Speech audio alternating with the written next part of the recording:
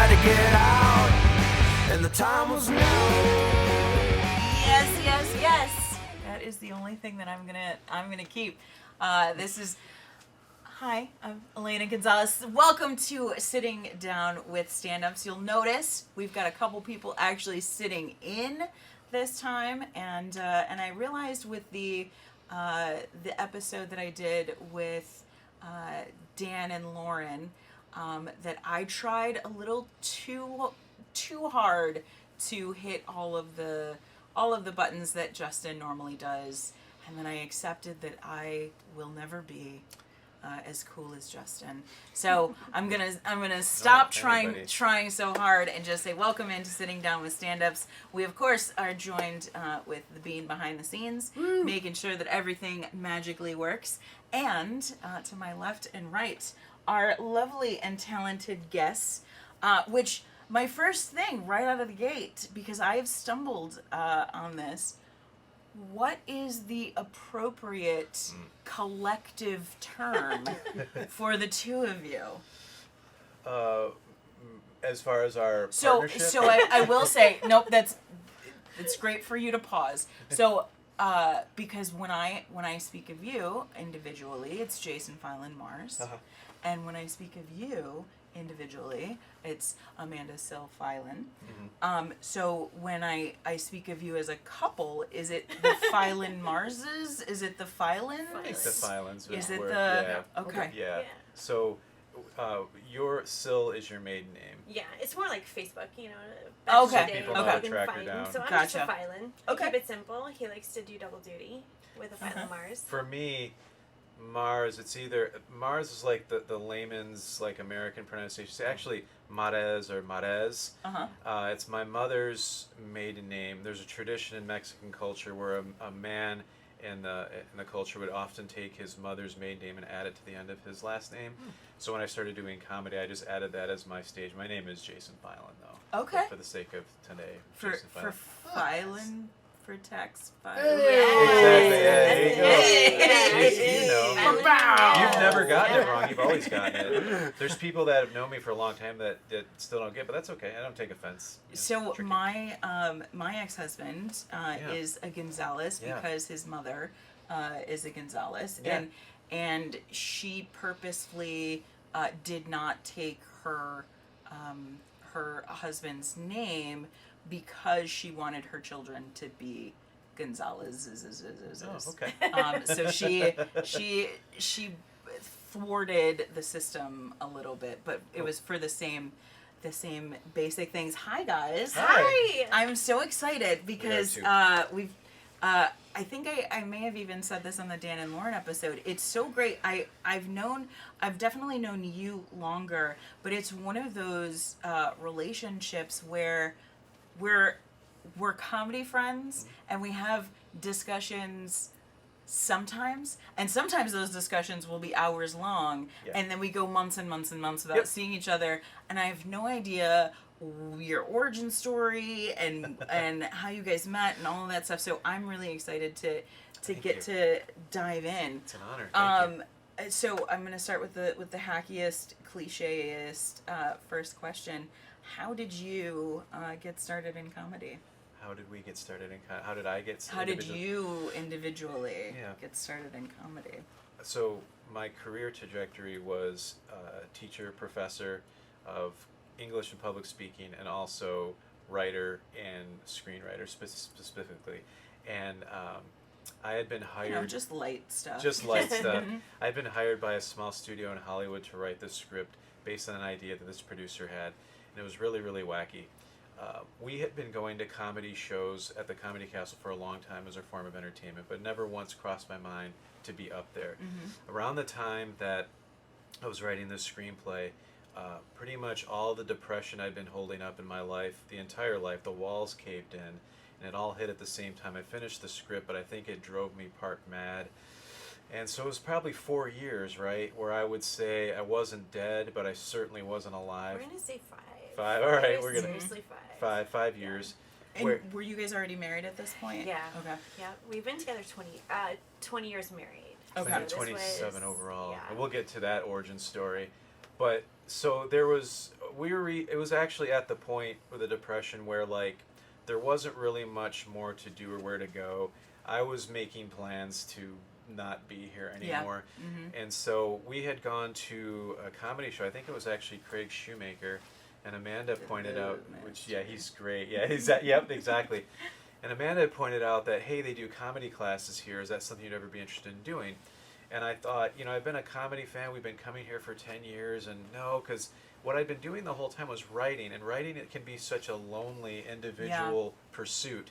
And I think that's part of what drove me mad and drove me off the edge.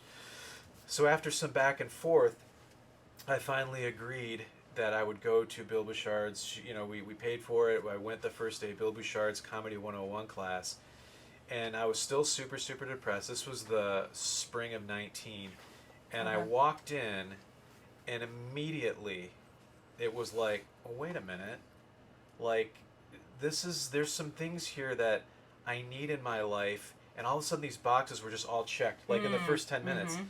And I knew from being a public speaking teacher that Bill was going to put us on stage, like, immediately. Right. And we went up there, and he told us just to tell a story. And as I started doing it, I thought, I can think of a lot of funny stuff that's happened. I might be able to do something with this. And then probably like a lot of comics, and maybe even yourself and Daryl and Justin and everybody, once that gets in your veins, you're off and running. So I think that my wife saved my life, first of all, but I do think that comedy has saved me and sustains me. And that sounds kind of corny, but I also feel like I owe it. Not only do I want to do it, I feel like I owe comedy. Like I have to pay it back and participate and do my own shows and reward this beautiful thing for keeping me alive. I think it's some of my proudest moments are comedy related.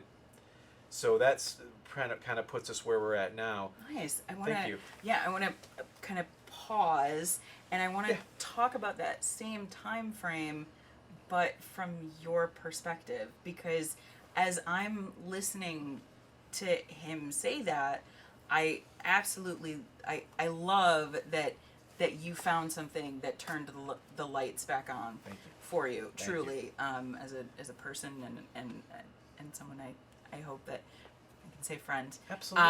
But of course.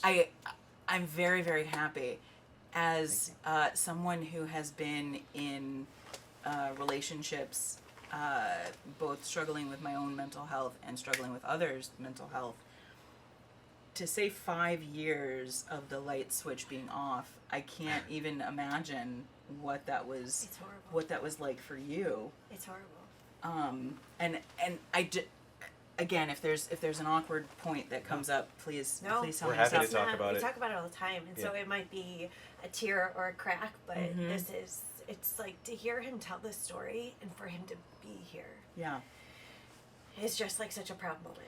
How long so knowing someone, being together for 27 years, today, so doing the math backwards, so you're still Very young. You're still Yes. young when you meet, but when this is happening and the time frame, you guys had still been together at this point, close to 20 years, Yeah. probably. Yeah. Oh yeah, yeah. So you're at the point where you know his normal day to day and all this stuff. But how long do you think it actually took for you to realize the severity of what was kind of happening? I know it's not a switch. No, it definitely isn't. And when somebody is suffering with mental health, it usually is a lifelong battle, right? It's not something that just you overcome. But with him, it was, it was like the highest peak when he was hired for that job. The screenplay? And I think it was, he felt so much pressure. Like he put so much pressure on himself Right. that this was it. This was his make or break moment. And with the opportunity comes, a lot of chaos in the mix of it, because sometimes your dreams, you start to see the reality of what happens with it. And, it kind of fell apart. And as it fell, you could start to see like all the nuts and bolts just coming unloose. And I just remember there were days where just be in bed all day. I would go to work, he would come home, he would still be in bed, he couldn't get up and go to work, and I thought, we're gonna lose our house, we're gonna lose, like, if you don't get up and live, like, we're done, right? So it was tough, it was 5 years of treatments and doctors and medications and taking him to holistic and every option possible in order to truly save his life. And so what we loved was having a routine and schedule, and going to the Comedy Castle was like our number one thing, because he would go for days or weeks without a smile or a laugh, but if we went out, even if when he didn't want to, we could go for an hour and a half and he would laugh.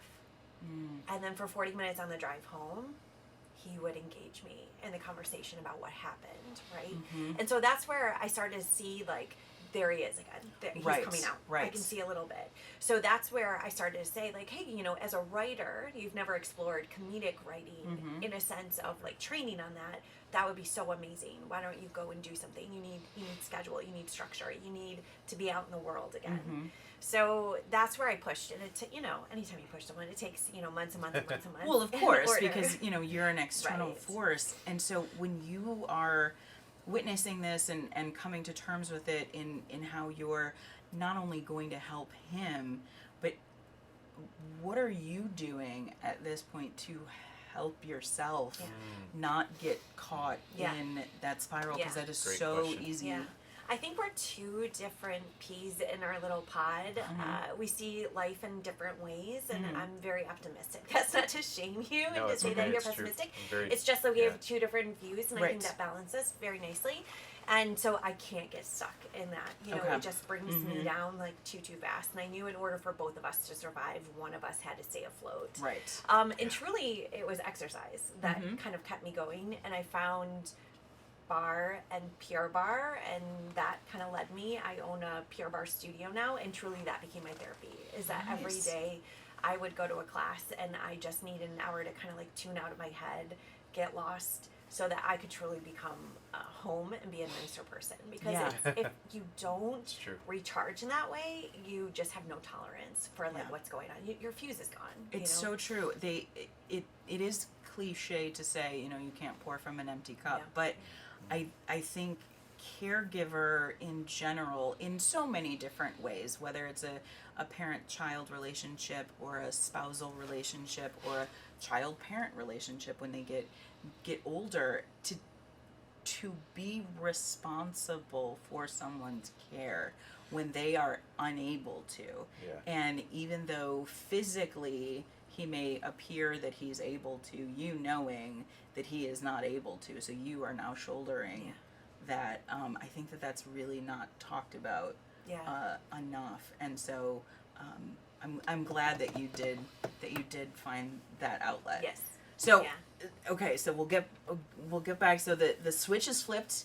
You have found a little spark of a light here.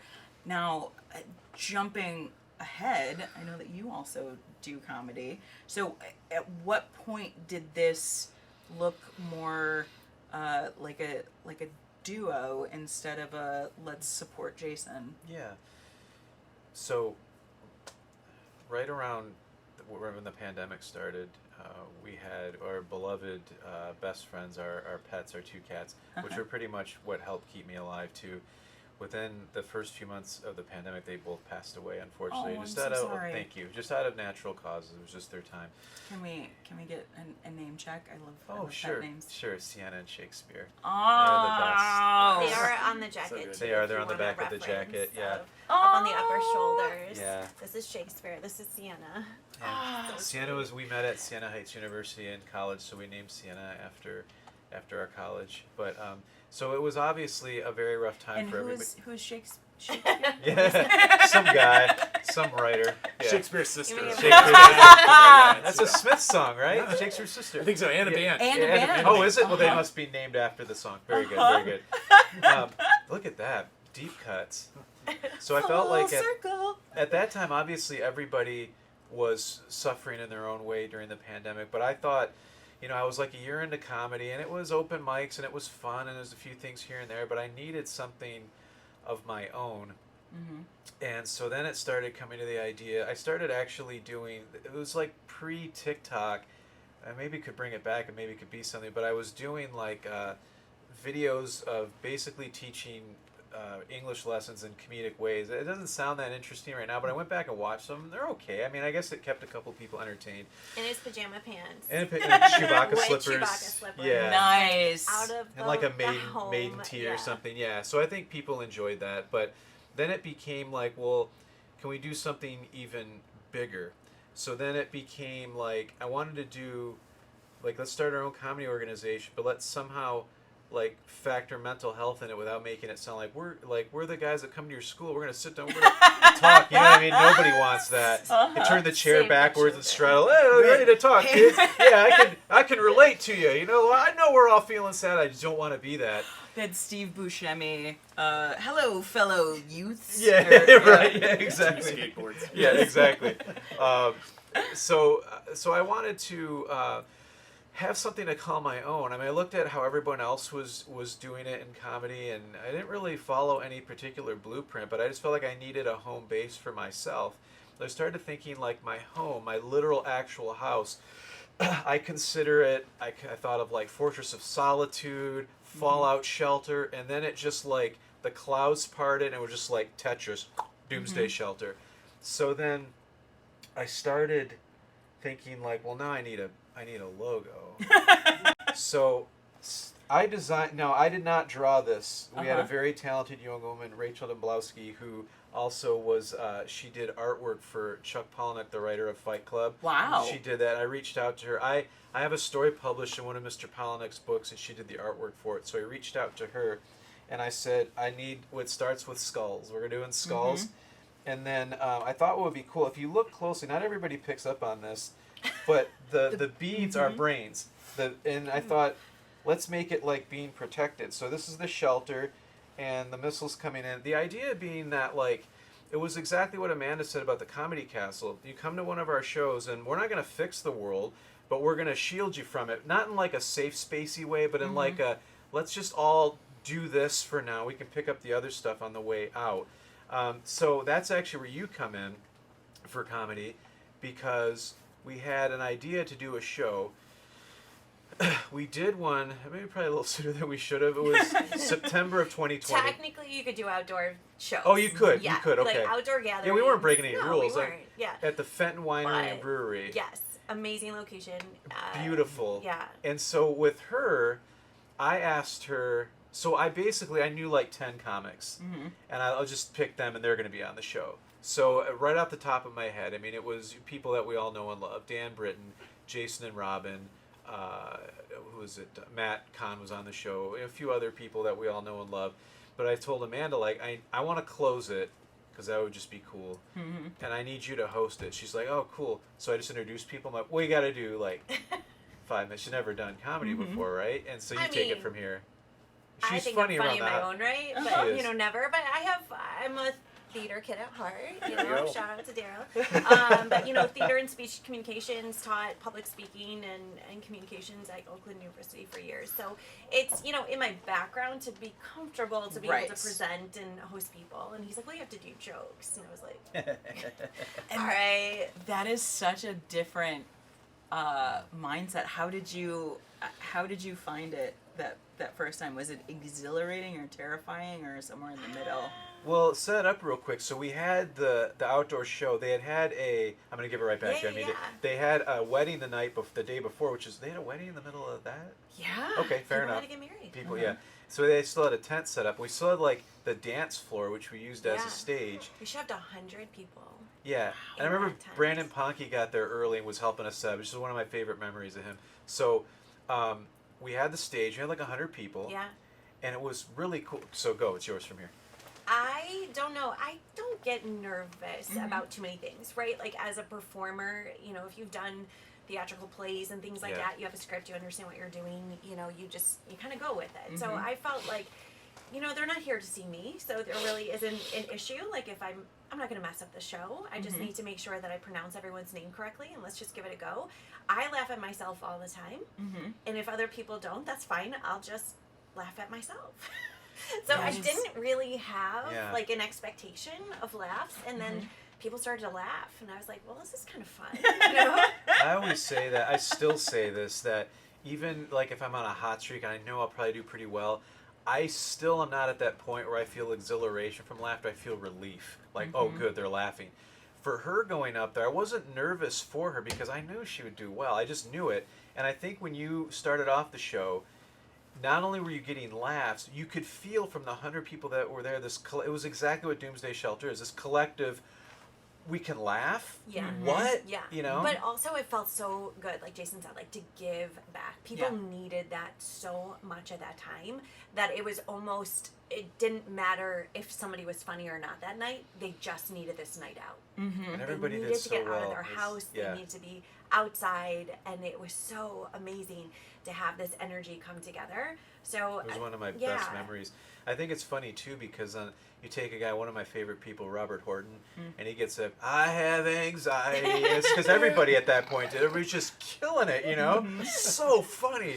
And just so many smiles and laughs. And a couple weeks ago, I watched my closing set from there, and it's a little cringy because it's like, I haven't been doing it that long and getting some laughs, but just it was more about the feeling that we had, you know?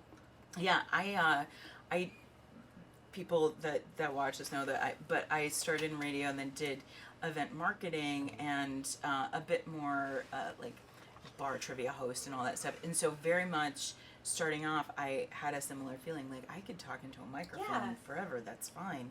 Exactly. And it's interesting to hear you say, like, yeah, I just have to say the names right. Everything else will be fine. And what that sparked in my brain is actually the first time that I remember talking to Jason on a level that wasn't just, hey, what's up, was the first time that people were coming out to see me. And so you saying that line put this right back into my face. It was the first time I was going to be doing a very long set, and I was headlining a VFW hall out in Grand Rapids. And I was in a situation where I had the chance to do it, and I was like, yeah, absolutely. I can talk to a microphone. Yeah. And as it got closer, this feeling crept up in me, and I was dating someone at the time, and I was like, I have never been nervous to grab a microphone. I've never been nervous to be on a stage. Headline's a big deal. And now I am nervous. I think this is what this is. Like, I didn't know how to articulate the feeling. And something in me, I had seen you do a set, and I want to say, if memory serves, it was a night that we were at John McCaffrey's show where we were on the bar with the bottles. I love that. And Royal Oak, right before COVID, I think. It was the last time I did that. It was before lockdown. Place and was so cool. You had said something either in your set or before about being a public speaker, like public speaking coach and something about that. And I was like, you know what? Screw it. And I wrote this thing to Jason. I was like, I don't know what to do. I am terrified. I've never felt this way before. And you had some really, really great tips on how to do it. I was happy to help. But that is the difference is when you attach then being funny and the responsibility and the relief when you get that laugh, it's so much different to be funny with your friends and to be funny out in the world, but to be specifically funny at 7:00 on a Friday night when people are That's so paying true. to That's be so there is just Dance it's monkey. yes, Yeah, exactly. exactly. It's such a different I love that. different approach. I'm very fond of that story. I remember that vividly. I think I might have still been teaching, or maybe I just stopped. So all that stuff was pretty fresh in my mind. It was good to be able to help. And then just getting real quick back to what we were saying about that. Would you your first time doing comedy? kind of going back to what Alana was saying, the nervousness and like this kind of responsibility to provide laughs, you feel any type of pressure. I didn't. And maybe And that was a that's really probably big why. so thing, great. No, right? no, I Didn't think care. it's good because we've talked to so many comics, especially on this show, about their feelings behind it, and it's a common thing that the pressure is almost what drives them, and it's seeking that validation and all of that. So to be able to remove that element and just do it It's and pure have freedom, fun pure freedom. is so envious. Like, I'm Yeah. so envious of I that. think Liberating. too, I was Uh-huh. putting it more on what Right. he needed, Yes. right? She Like was this was great. the debut of Doomsday Shelter. Could this be something as a Entity? yeah, like an enterprise of that we could take the show on the road? And it was more of like, I've got to deal with the logistics. We've got to get seating. Yeah. we've She's got a to get planner. ticketing. She's a very, I'm very good planner. Logistical, right? Excuse so me. it was more of that stuff, and I was Yep. like, okay, it's time to start the show. I don't have time to think about Yep. that kind of thing. And if he fires me later, okay, well, And right. all the I people, better still get paid, right? and But all the people on that show, the Jim Elliott's, the Sarah Youngs, like you didn't know any. They're all your friends now, like Yeah. they're mine, but you didn't know any of them. no, Uh-huh. And this here was you are- truly like his birthday party. Yeah. You know what I mean? Like Was. I Yeah. was here to save his life. This was another way of doing it, and so we had to make this happen. Mhm. And so like being funny for me was the last thing Right. that And I Right. she was though. worried about. I remember after the show, we got in the car, and we drove off, and I started bawling my eyes out so hard, like it hurt that I was crying so hard. But I wasn't. I was crying honestly because I missed my cats, but I was also crying because like, wow, like I started doing this just so that I would be alive. Maybe this boosted someone else in just a Yeah. nudge in a positive direction too. Right. Amanda always tells me this, like sometimes I mean, it's such a poor attitude because I'm grateful for every show I get on. But we talk about this with Matt. You get that January show in the middle of nowhere. I don't really want to do this. Amanda always told me there's probably one person in the audience who feels like you used to feel. You know, can you find something in yourself to help that person? So it's not like this weird savior complex. It's just a matter of like, hey, it's fun. It feels good to laugh. And I always say too, it's not the laughter that like saves the day. It's that the laughter feels like it creates a possibility later. Like I would be on that high for a little, and when I'm going to start doing something, and I get depressed again, but then I get another laugh, then I can do a little more, a little laugh. Then you just gradually start crawling your way out of the hole. And that was what I think I was emotional over, was that, wow, I said I would do this, and now I did it. On a small level, but in a very good level. Oh, yeah. Very helpful, Yeah, you know. like it shouldn't be about you as the comic, Yeah. right? Like it's not about you that night. It's about Right. the people who are coming out. Sure. So you are there to do your job the Yep. very best, but to engage them, to give them the evening that they had, you know, that they need in their life for whatever reason. She coaches me with these too. Like I have some darker, dirtier jokes that I like doing. I think they're hilarious. But we've been in instances where they just didn't fit the room, and I'll do them and nobody laughs. And you feel that like Oh, totally. Uh-huh. And I'm like, oh, this sucks. I hate those people. And then she'll tell me like, no, you were the one that kind of taught me, like, you have to do what you want, but you also, this is a business about giving people what they want Yeah. to. And maybe right now, thank you, Justin, absolutely. The Michael Jackson joke. The problem was, I love that joke. It's but hilarious. Thank you. But it's so bad. Yeah. Like, but you know what? But here's the thing. Somebody who I'm a huge fan of, and I know you guys are, Nick Kelly. Love Nick as a person, as a comedian. And I go watch him, and it's so smart and funny and dark, and I'm like jealous because I have jokes that are that dark, and he's killing with it. But you pointed out one time that part of the problem was we did a private show, and it was hosting. It was total chaos. It's 7 minute set right in a row. I do Bill Cosby, Michael Jackson, Kardashian, and they were like horrified. Yeah. Now, in a 45-minute set, yeah, you can throw Yeah. those in, you know. But you're But just it was like, too much. It's like bad person, crazy person, terrible person. It's, you know, One one time she sex yelled joke, at me. sex joke, One sex time she yelled at me. joke. She's like, you know, a lot of people like Michael Jackson. And I go, I like Michael Jackson. I love Michael Jackson. But, you know, there's some things we have to talk about. And that's what the joke is Yeah. about renaming some of his hits. So. well, that's all. it's interesting when you really do.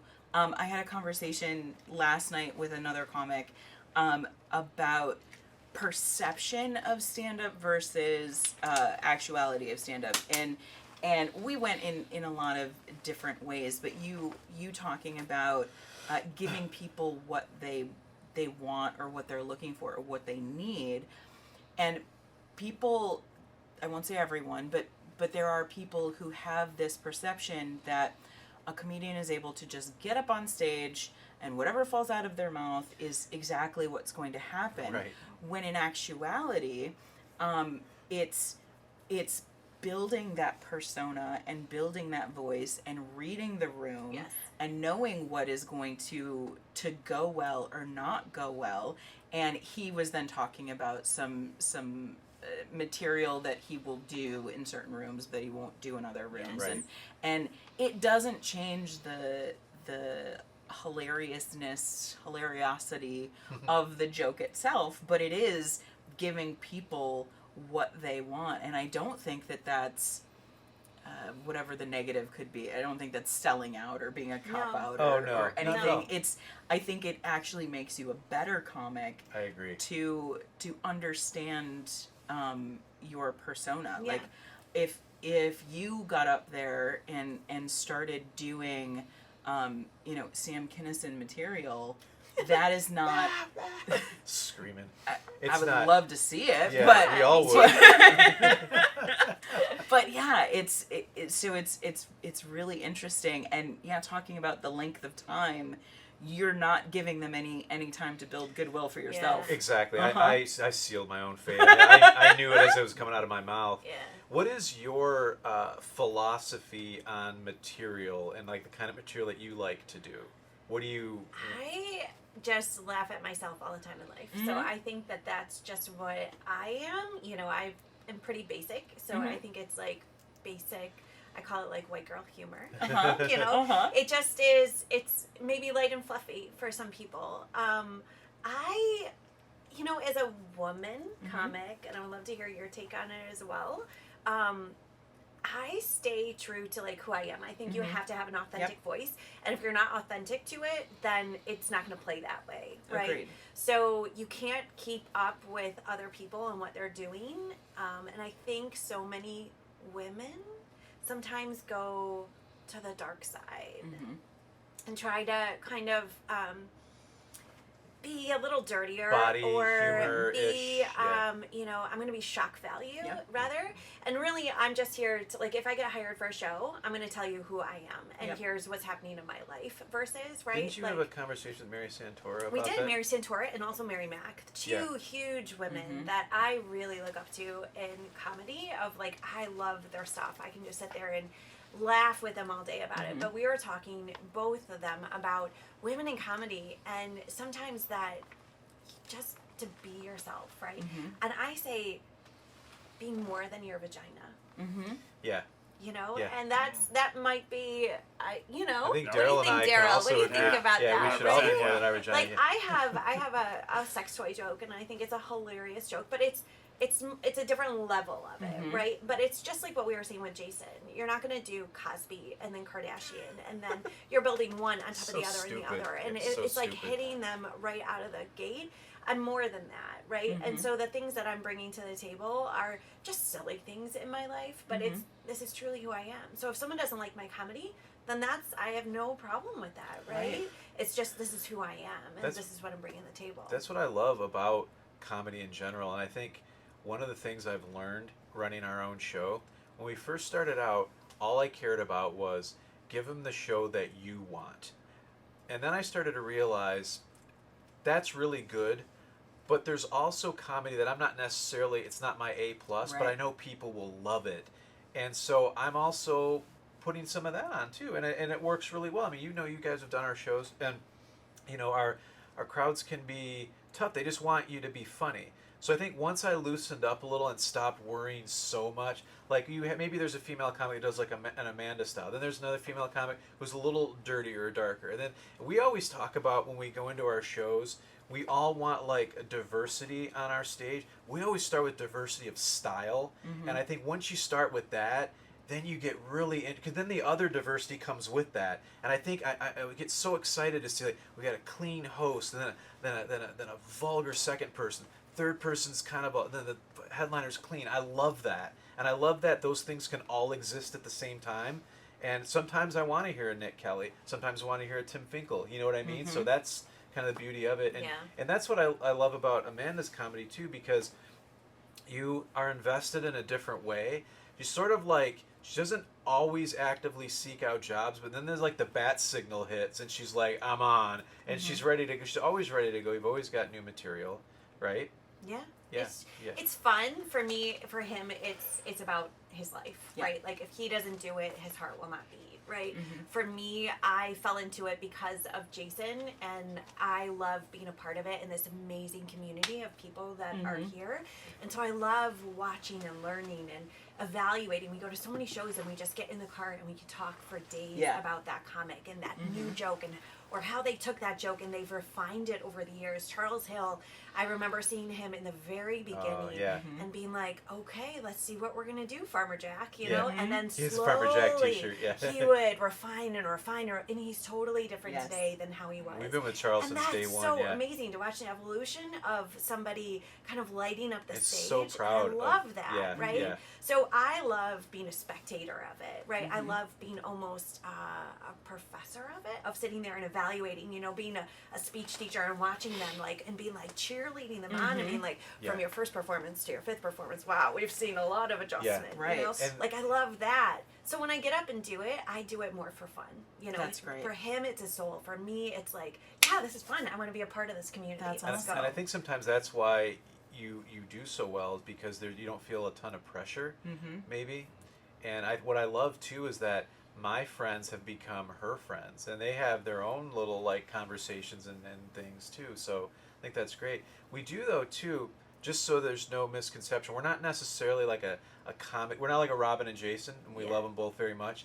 But like once in a while, we'll do like the 2-person bit, like we did at the stands for the game show. But normally she kind of does her thing and I do mine. But we like getting booked on shows together. But we're not going to give you like da da da da da husband and wife rap. It's definitely for Doomsday. Doomsday, like, he's CEO and founder of Doomsday. I am the support. Like he said, I love the logistics, so I'm going to help you with the seating and the this and the She's that, great you at know, that. and the marketing ideas. But truly, it is like, you know, he's doing his thing, I'm doing my thing, and when we come together and we've got an upcoming show together, and that's fun, just because we get to travel together and go talk about it together and do it and cheerlead him on. But I love to also just be there to watch him.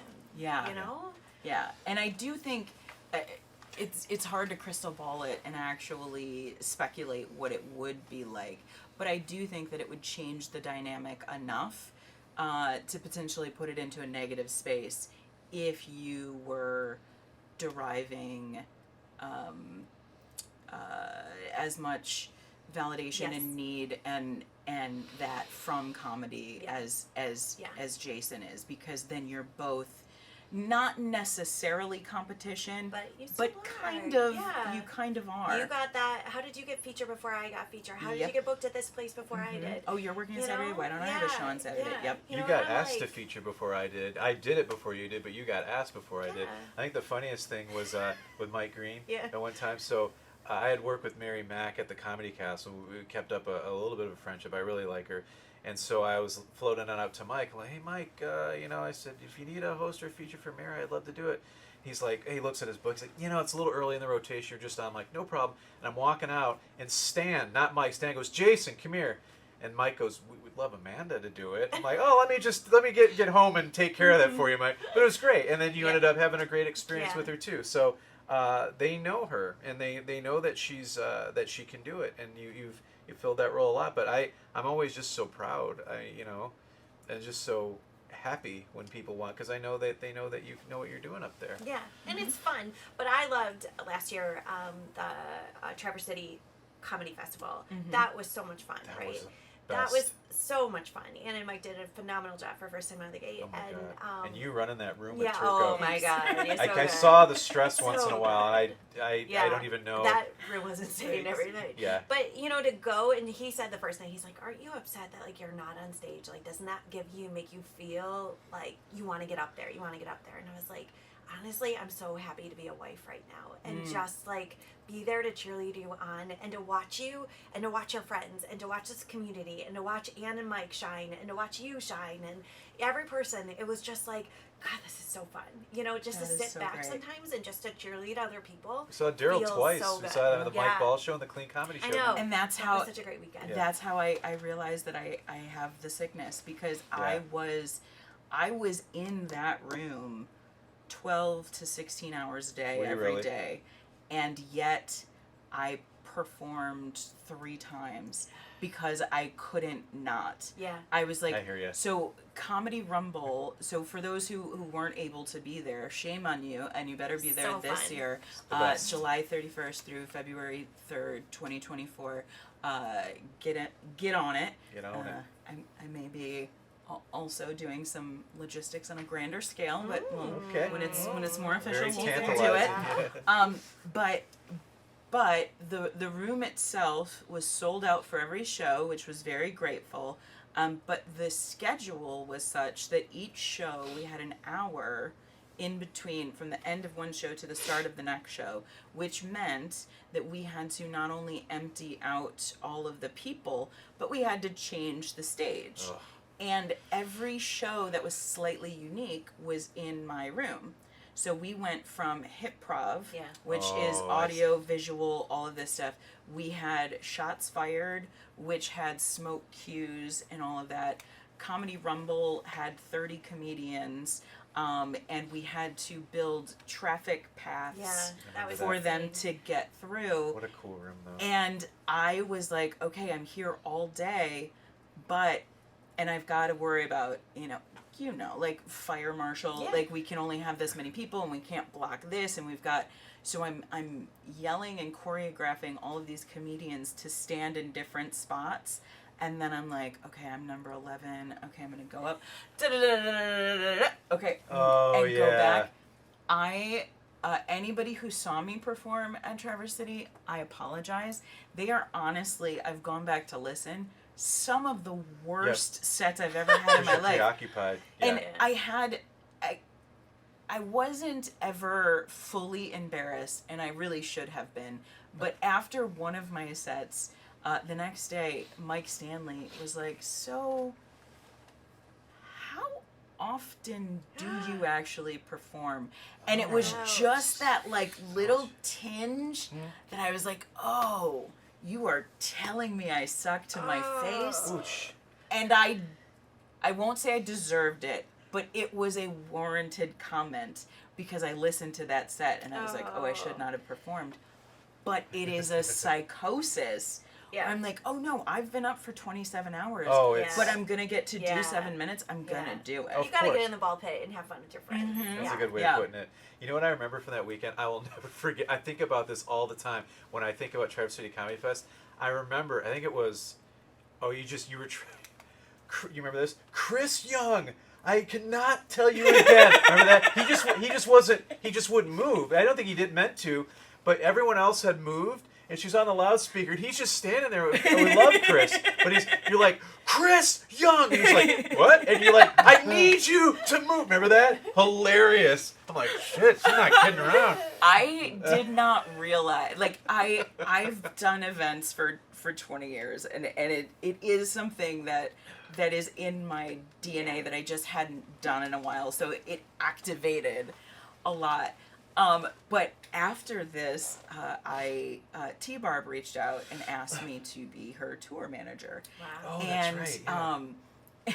and we sat down, and she was like, I want to talk to you about some stuff. And she talked about, what she wanted out of the role. And she said, because I saw you at Traverse City, and she's like, I've never known that side of you. Every time I meet you, you're very happy and jovial. She's like, but then I saw that when that switch flipped, Yeah. you she's like, you were never mean, Yeah. you were never disrespectful, Yeah. but there was a tone in your Yeah. voice that was like, oh, you do not want to fuck around and Yeah. find Yeah, out. And I exactly. was You're like, in business oh, mode. You gotta get. You I gotta felt get for it you done. that week, and I thought, Yeah. I get it. I totally get it. oh, and I was like, I wish I had tapes of that, so it could be like, okay, that was my Traverse City, and that I can be proud of, Yes. not this 7 minutes I did Yeah. over here. But no, it's thank you guys for saying that. That's, Yeah, of that's course. really great. There was something I wanted to go back to a bit on the gender discussion, and I want to, based on your conversations with the Marys, which they should totally tour together. I wonder maybe Mary Spencer could host. Yeah, I love and Mary do- Spencer. They That kind would of all like flow nicely. I know. together. Yeah, that Mary would be Spencer's one of our amazing. favorites. Yeah. Yeah. I know that this could be seen in a way that I'm putting you on the spot, and I don't expect any of us to be the all-knowing gods of comedy, but it made me question something. So when we talk about different styles, and we talk about women who do go a little bit more vulgar, but then we talk about styles in men, and we've got a Nick Kelly versus a Tim Finkel when we talk about Right. things. Do you think that that we're still at a place where people are viewing women comics differently in that way, like that there is less of a room for a female Nick Kelly than there is for a female Tim Finkel? Do you think that audiences, and I'll keep it to the universe of Doomsday shows, do you think that audiences tend to have less leeway for a more dark or vulgar female comedian, or do you think that it is just, I don't want to put any words in anybody's mouth, but does any of that spark anything out of your? That's interesting. It's a good question because, I think the gender issue is so prevalent fields, but especially with comics, you hear that so often. Women don't get booked as much as men. But we also have to look at the population of women versus men as comics, right? What does that look like? I think if we were looking in our doomsday realm, I think we know our audience very well. So we're going to book comics based off of our audience. We usually skew to like older, like middle-aged to older. Primarily white, middle-aged Yeah, to so like we've 60s. seen, we've been doing this 2.5 years at this point, and so we understand exactly like who they're looking for. So we're gonna look for a comic that's gonna fit it. So no matter male, female, what their material is, we think we have a good idea of it. I'm gonna go back to the point of, I think if you're authentic to who you truly are, Yeah. then that's it. That's what I was gonna say. I've heard a lot of women who have sat there and watched and thought, I'm going to get more attention if I go vulgar. I see. And so they change who they are and their voice based off of what they want to do for shock value. And I think that if your personality on a day-to-day basis isn't a shockful person, then why are you doing that in any given way? That's actually was going to be my answer. Is if you're going to, you have a very valid question, and I do think there is probably some of that, like maybe easier for the mainstream audience that they will embrace the guy doing it more than the women. I think just be good at it, Yeah. and I think that's what it comes down to. It's not to say that there aren't women that aren't good at it. I think what you said too, like we all want to see more women book, but we need just more women doing comedy Yeah. and just It's a joining in. percentage of And I think numbers. we're seeing a lot more. I see a lot of like the new people in Bill's class, a lot of women. Yeah. Awesome. I love to see it. And like you were saying, we know our audience. Even when that means we've had people that are dirty. We have some Yeah. coming up, and Oh we're my happy gosh. to have them. Yeah. I think, too, it's how you perceive it.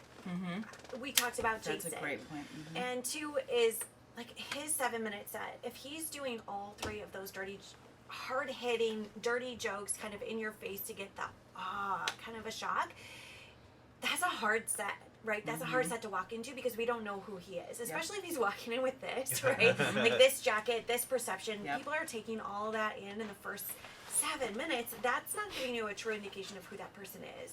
So, Ella, Orbital. yeah, so Great. I've heard so much about Ella, and the first time I actually saw her was at Traverse City, And so I sat back and I watched her and I said, I understand. I understand. Because she shows so much of who she is in the beginning. So good at and it. she's so light and she's truthful about who she is. And then she Then, starts to layer boom. on to, her, and it is, her stuff. Yeah. So she knows how to do it. And if someone else is coming out of the gate and they're like, oh, I'm going to show you, I'm dirty, here's my, all That's my a jokes. great- It's not truthful, Yes. right? It's not showing your true perception of who you are. Perfect example. So I think that's the balance. You've got to be who you are. I learned a lot from her that weekend. It was exactly what you said, whether male or female. I would be like, because she's actually, I mean, it's not when I make an equivalent, but when I think of like a Nick Kelly, a Hella Horrible, I think it's kind of similar. But I think like they're kind of like my heroes when it comes to that. But when I'm always like, why can't I do that? It's because I'm starting out with it. Where Ella's like, she comes out with her little backpack and, mom bod or whatever she does. And Nick's kind of like, he's like the scrappy college kid, Whereas you're right, I'm coming out like Cosby and Kardashian and Jax. People are like, wow. Yeah. And, whereas she, and Dave Landau told me this too, is like, like let him get to like it and then pop him in the face, Mary Mack said the same thing when you opened for her at the castle, right? And it was that they needed clean because she's clean, but then she pops at the end with something, and it's kind of that like, oh my gosh, we just seen 37 minutes of her, the squeaky clean image, and then she gives it. But if you've got this, this thing, we also talked about it with you. We kind of break each other down so much, like we evaluate it, and with Jason, we're like, but you don't talk like this usually in your normal life. You know what I mean? Like, is this 100% of who you are? If your 7-minute set was dirty, raunchy, shock value, right. you're not 100% dirty, raunchy, shock value in your normal life. Even though stage persona is like maybe an exaggerated version of yourself, you're right. Sometimes I do the joke and it gets a laugh, and I still aren't. I'm like, I don't like that I said that. I'm not. I'm just not that person. I remember one time in 101. Bill Bouchard, we were doing the thing, and a guy went up and he had this really vulgar, was like just cringy. I don't like offensive, I don't know if you use that word, but and I remember Bill just going, are you proud of that joke? And I was like, oh my God, like, what does he mean by that? And I think I mean, Bill's dirty too, but it was like, I think what you're saying, there was no joke. Right. Yes. It was just pussy, dick, whatever. For sure. Either way, it's just the same. Yeah. And I think when you're like a skilled tactician, like Ella is or like Nick is, then do it. Be funny. Do it. Right? I Be think it's fun. harder to be funny than it is like if you're just vulgar or dropping F's every other word to get the easy laugh out of that. Be funny. Yep.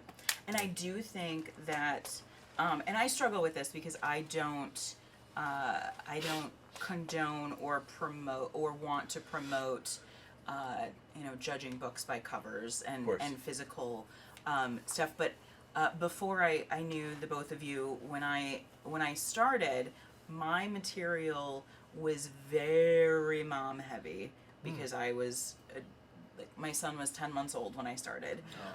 So it was very, very mom heavy, but I had also overshare. I had an abortion prior, and I was playing with those jokes. And I know that abortion tends to be on the list of don't touch, but it was my experience with having an abortion and now having a son and what that's like. Also as a very new comic.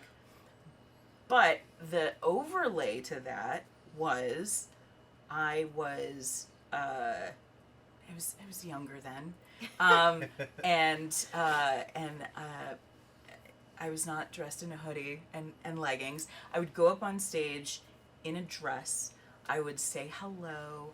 I was usually an MC or early on. It was very much like, hi, and then I'm a mom, and then I'm Casey Anthony, and at least I didn't murder my son, and hashtag pro-choice, and people are like, huh?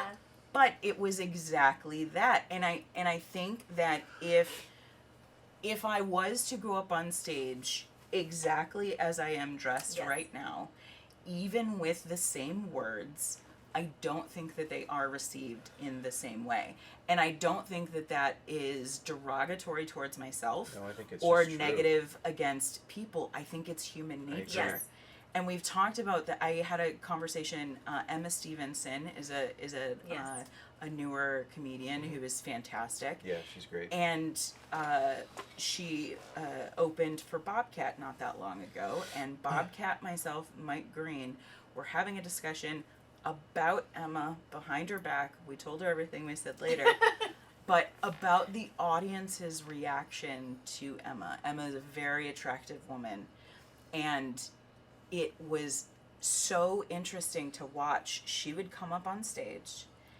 Women in the audience would sizing cross up. their Yep, arms we've Yeah. talked and they're about this. looking at her and they're like, And men That's so are interesting. like, Yes. Yeah, "Ooh." yeah. And by the end of her set, it switches. Yeah. And Really? men are a little bit more like, ooh, like a little bit more intimidated. Yeah. She's I pretty guess. clean, right? If I remember correctly. She is clean but sharp. Yeah. So she has some very strong punchlines that you are not expecting. Nice. And Bobcat was like, that's exactly how Yeah. it should be. Is interesting. kind of that girl next door Yeah. that can still nail a dirty Yeah. a Well, dirty I think joke. it's just the nature of the beast. Everybody likes to say, well, they don't see people's appearance. Well, then why are we all appearing? You know, Right. it's so ridiculous. Yeah. I mean, and you've mentioned this before I about felt having some that. catty, Yeah, I felt that, I look at Robin Gillerin, who's always like dressed to the T. Hair's fabulous, outfit Yeah. crushed, all of it. And you look at it, but that is her every single day Exactly. of my life, She's right? just I have fabulous. the two Amandas. I am leggings 98% of my life, hair Yes. in a bun and, just messy. And then there's like, if I'm going for a show, I put on my like faux leather pants and my little, bright orange shirt and my hairs are all curled and, every eyelash is curled up too. Right. And then you get on stage and you just wonder like, that didn't go so well. Is that me or was that because I was too done? You know what I mean? Like if I came in and I was more of my natural self, do you think that maybe my material would have hit more naturally, which is exactly what I'm saying is be authentically you. Yep. Yeah, Right? I've started to even I never wear this on stage. I've done it a couple times. It's just people can't stop staring at it, which is understandable. So I've even tried to. I used to do a lot of I still wear all my bracelets and everything, but I used to have long hair, and I remember having a conversation. Bill Bouchard's lovely wife said to me once I cut my hair and everything. She's like, well, "Is this new new look? Are you going for a new look?" And I've had for a while. Where I would do a show and people come out there, oh, let's hear some weed jokes. I don't even do drugs or alcohol, so I'm the squarest, most plain guy. So your expectation This is jacket really screams. yeah, I that. know. Well, it's the irony. It's the great irony juxtaposition, but you're not going to get that from me.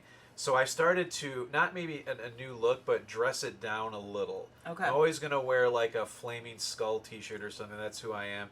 But as far as I would just, if I look back at some of the early days, I really did look like a stoner, so I can understand why, but I'm just not.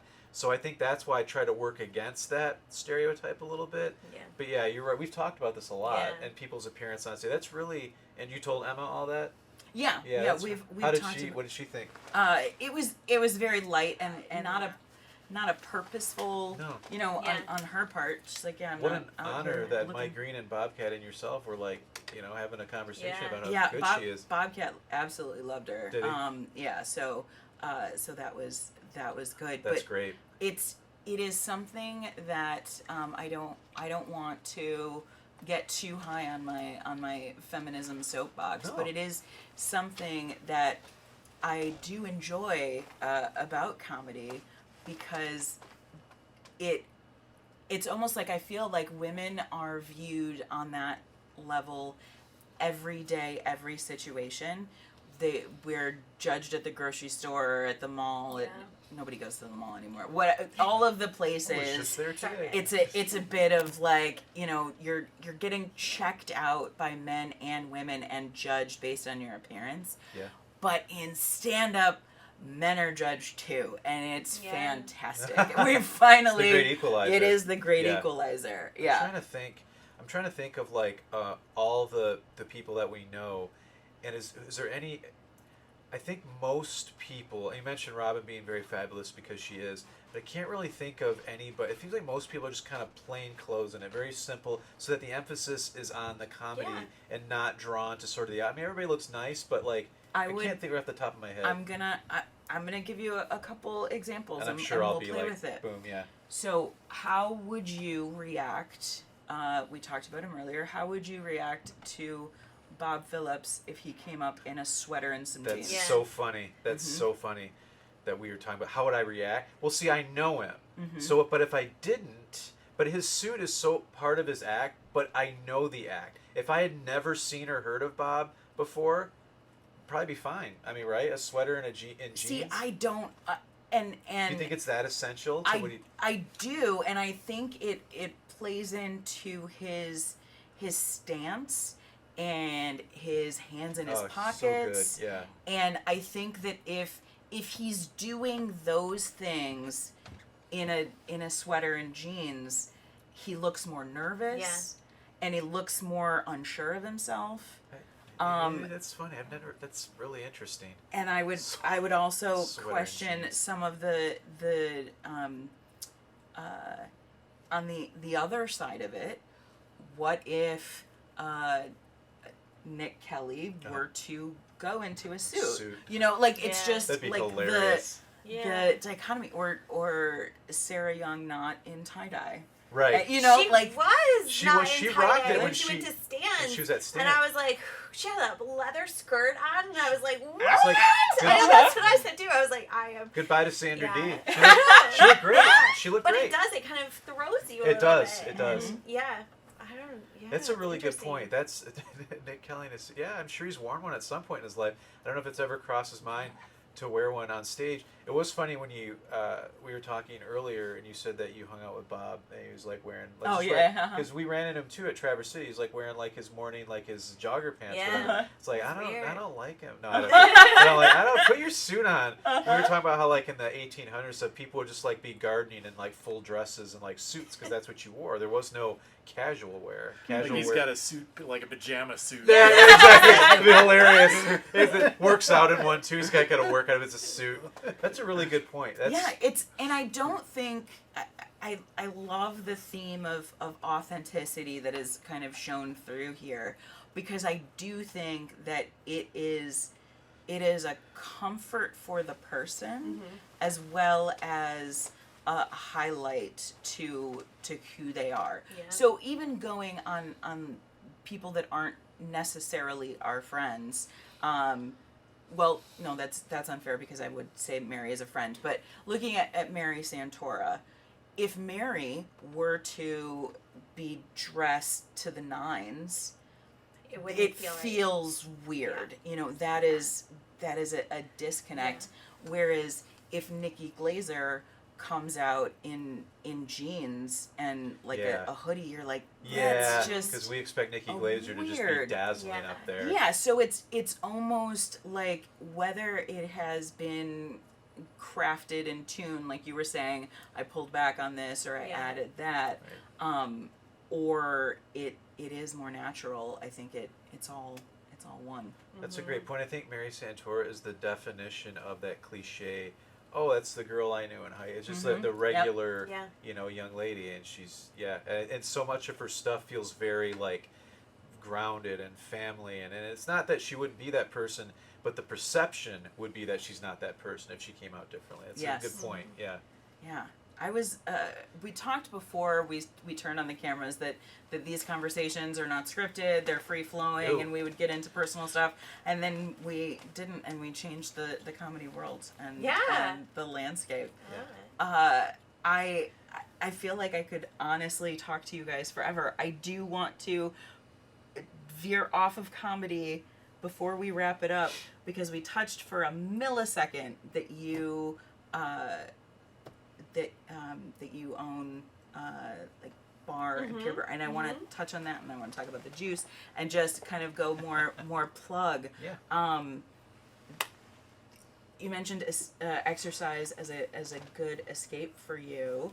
and then that led into your relationship with bars. So tell me a little bit more. I fell in love with it. I started taking classes. I was at Oakland University working, and I would take a class every day at the rec center, and I was introduced to bar. I fell in love with bar. I became a certified instructor there at bar, but then I also knew that I needed a studio setting to understand like more technique of bar, and so I found Pure Barre. And I started taking classes, and it seriously became like, I'll take like 1 or 2 days a week. I was never really into exercise before that, but truly it became mental health escape and like therapy for what I needed. And then it became like 5-6 days a week that I was going just to get out of the house, have an hour for myself, you know. And then I became an instructor when another studio opened in Clarkston, and I fell in love with that. And I knew that in 2019, when he was just like in a really bad spot, I personally said, I need to do something, because if he does decide to check out of life, what is going to happen to me? You know, am I going to be right there after him? So I needed something that was going to hold me accountable.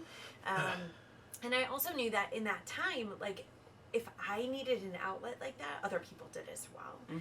And so I just am a huge believer in Pure Barre. It's awesome. If you haven't checked out Pure Barre, check it out in your local area. But I opened it in Grand Blanc, and 4.5 months later, the world shut down because of COVID. We had just opened. So yeah, it's like not the best business, strategy to open a small business. How right dare you before not a plan pandemic. for a pandemic? Exactly, right? I had all these advisors help me and make sure, like if this happened, like what happens if this happened. It's a whole Nobody process. mentioned a global pandemic, so I do believe As that. they tend not to, yeah. But we shifted very quickly, and we moved into a virtual space, and we created everything virtually. So that's like truly where Doomsday came from. I would hear him, and he'd be like, "The world shut down. I have no outlet. And blah blah blah. And woe is me." And I was like, "Buddy, suck it up. We've got stuff to do right Well, you now. said I make am one. teaching. Make an outlet, I said make an outlet. I am teaching classes out of my basement right now. Like I remember we went up to the studio like 2 weeks after the closure. Yeah. And I knew that like it was no longer going to be just 2 weeks to flatten a curve. Yeah. And we cleared out. We also sell like retail apparel, and we cleared out all of our retail apparel. And we brought it home, and we sold it out of the basement, like QVC, like Home Shopping Network. I was like, this goes from couch to kitchen. So fabulous here. You need this cozy COVID collection right here. Well, it's the find a way philosophy. It was. Find a It way. was, and that's how I paid our rent, for the studio, and that's how we paid our mortgage during that time, right? It was just like, we're going to make this happen, and it was 10 months of that during the closure. So we are celebrating 4 years next week, our 4th birthday, but it truly has become, I say it's so much more than a workout. I've created a space where when the world gets too heavy, you just need a place to escape. This is where you come. And I say, this is so bad, but I say, we're always accepting new members, but only the nice ones. That's great. Because we have such a positive environment there that, it really is. Everybody is there for their own personal reason, and they're supportive of each other. And when they leave, they feel better, and they can deal with their life. So. And where can they find that? Pure Barre is everywhere. Any exercise, is probably like find what works for you. If Pure Barre isn't it, find whatever your niche is. But it's a low impact, light weights, low intensity, so it's good for everybody. It's an amazing workout. We're located in Grand Blanc, but there are I think 18 studios across the state of Pure Barre. So anywhere that are within that area. And purebarre.com.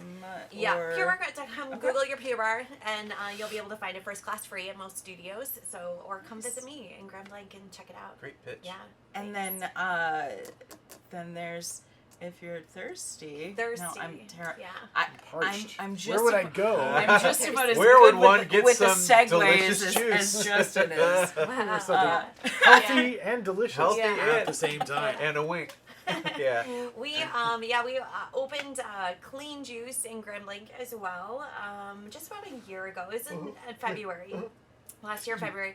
There was a need, right? And I love that. I love to see like a need in a community. It's all organic, healthy organics, juice smoothie meals as well. You can get sandwiches, salads, wraps, all that good stuff. It's located like 2 doors down from Pure Barre. Nice. So it's pretty amazing that you go to your workout and you can go right next door and get something good to eat or drink. I have an amazing staff. I've kind of like got it up and running. I love bringing ideas to the world. I love business. I love creation. I love efficiencies. I love, running something like that. But I have amazing staff, and once I find them, I love to kind of train them up to the next level. So I've taken a lot of clean juice, and it's on its legs right now, so I've kind of handed a lot over so that I can continue to grow Pure Barre, because we were in such a deficit when we came out of COVID. That's So, fantastic. yeah. And so it's called Clean Juice. Clean Juice. And that is located, there's also another location in Rochester if you're closer in that area, and also on the west side of the state. Fantastic. Yeah, thanks. So, Could I just add something Absolutely. about so sort of like the Doomsday story? I was thinking as we kind of like start landing the plane. So I think the thing that kind of sums up what we've tried to do and what we I think maybe been successful at some point, when we said, like Amanda mentioned, that somebody in the audience needs this. Mm-hmm. So as we all know, something bad happened in Oxford in November 2 years ago, and so something that I noticed before we even started, like, oh, we're going to have this big show to support them. Not a lot of people, I guess, realize this in the story. So the shooting happened, but at our high school. But then we had a show for December, not the fundraiser show. We had a show planned. It was myself, Mark Malig, Kara, Cam, Brad Wenzel. Huge show, and I'll never forget this. So the first thing I did was I immediately pulled all of our ads because it just seemed like in poor taste, because everything was about the shooting, and every day, starting the day after the shooting, we sold tickets. I stopped advertising. That was people telling us, I need something. Mm-hmm. And then so a couple of days later, we actually went into Gravel Capital Brewing to talk to the owners about doing some type of fundraiser show. A guy that I guess had been to our shows, I forget people, I don't really remember him. He kind of comes up in the middle of the conversation. He's like, hey, Jason. He goes, when's the next show? He goes, we need it. And I was like, what? So I was like, well, we're going to do that, but we got to do this first. And I tell you this all the time. I hosted the show. It was a couple weeks after the show. So they canceled the Christmas parade that year. I would have canceled the show, but it was the following week. We all agreed, the ticket every day, tickets for people were buying tickets. And I remember hosting that show, being so nervous to say the wrong thing. Mm-hmm. I don't even remember being there. That show is a blank to me. So then we put together the fundraiser show and raised a bunch of money and everything, and that's a beautiful thing. But I always kind of go back to the other show, where like, we're probably not going to sell any tickets, let's just cancel some poor taste. And the people were like, no, we want it. So that was like, I think whenever I get down about not selling tickets or what's the point of this, I always think about the fundraiser. That'll always be a great memory. But I always think about that show before. And I remember specifically like, Kara, who doesn't really have like an affiliation with Oxford, she's up there and she's like, oh, I'm gonna sell my t-shirts tonight, I'm donating it to the kids of Oxford. Just starts crying, you know. And then after everybody goes see Karen's hugging her, and it's just this beautiful thing that happened just organically, just out of the generosity of somebody's heart. So based on all that, we're actually working on a book about the experiences of Doomsday Shelter and depression and the journey back. Couple of different names I'm tossing around, Sunshine and Scars, Funny Side Up, all this different stuff. But it's basically the idea, the premise is that here's where I started, here's where we got to, here's where we are now, here's where we hope to get to. And there's no, we don't pretend to be. We're mental health advocates in the way that is not the people at the school turning the chair around, but we are experts in it because we lived through it. Yeah. Thank God we lived through it. But so we're working on that, and we're going to try to deliver that message. We've now started to do some shows. Did a show at a high school, at Grand Blanc High School. Now we're doing a show at Oakland University. So we're trying to like spread the love and the awareness of mental health, not in a clinical sense, but in a, hey, laugh at this, see how you feel. Mm-hmm. When I was at my very, very lowest point, I remember I was sitting up in our loft in the dark. Great place to be. I was watching YouTube, passing time, and I came across Bill Burr doing the joke about being a redhead and doing roofing in the summer. Mm-hmm. And I thought, that's you, because you can't be in the sun. And then the Dave Chappelle joke about 9/11 and Ja Rule. We all have seen that one. Who the fuck cares what Ja Rule? And I was laughing, and I'm like, wait a minute, why am I laughing? I don't laugh. And I was like, wait a minute. you know, and then I watch the next one. Then I take the class. Then we meet Bill Bouchard, and he's pushing me, and then you meet all these great people. And then, as you guys know, as you go through this comedy journey, you just pick up people along the way, and we're all competitive. And there are times Matt Kahn gets something that I want, but I'm also very proud of him. He's one of my best friends. Even if there was no comedy, we'd be best friends. So you pick up these people along the way, and they become part of your community. And I just think that's such a great positive thing. I've never felt more a part of something other than my marriage than I have with Metro Detroit comedy. You know, Greg Sharp's another guy who really pushes mental health. You know, he's a great friend as well. So yeah, I think the two go hand in hand. I don't think it's some revelation that comedy and mental health go together. I think they always have. Yes. I just think that now we live in such crazy times that people are like, oh my God, I need something, and you know, there's something horrible new in the world every day. Yes. And it's not just one thing; it's something that continues. So we got to keep the laughter going. Yeah, we had a great chat a few months back with Robert Jenkins about the point in society that we are in, that people are more open to discussing mental health, and that someone like Robert, you know, talk about appearance and how he presents, but to be vulnerable and to admit, you know, I struggle with mental health, and have those open conversations. And I think kind of going full circle, what we've touched on a lot is authenticity in comedy, in presentation, and the fact that you guys are both, from a business sense, living through with that authentic self, that this is a need that you had from comedy, that exercise is a need that you had, and you are able to empathize and provide for people that were exactly in your position. You're never going to go wrong. Yeah, you know, you that. may or may not become billionaires, but you're never going to go wrong. I So appreciate that. kudos to you guys. Thank you. Thank you for having us. Okay, where we covered purebar.com, Clean Juice in Grand Blanc. We've got a book upcoming potentially. Where can they find you on the interwebs, social media, all of the stuff? So Doomsday Shelter Comedy, all of our social media would be at Doomsday Shelter Comedy. I think by the time this airs, the show that I can pitch, Sunday, November 19th at Gravel Capital Brewing. We're bringing in Dave Landau, a good friend of ours, Amanda and I, and of Doomsday Shelter Comedy. Feature acts, Jason Fylan, Marez, and my good friend Charles Hill. They're looking forward to that. Anything you want to add? No, that's it. Yeah. All right. Yeah. Check them out on all the things. And of course, I am at Gonzaleza, Gonzaleeza. And we'll catch you next time.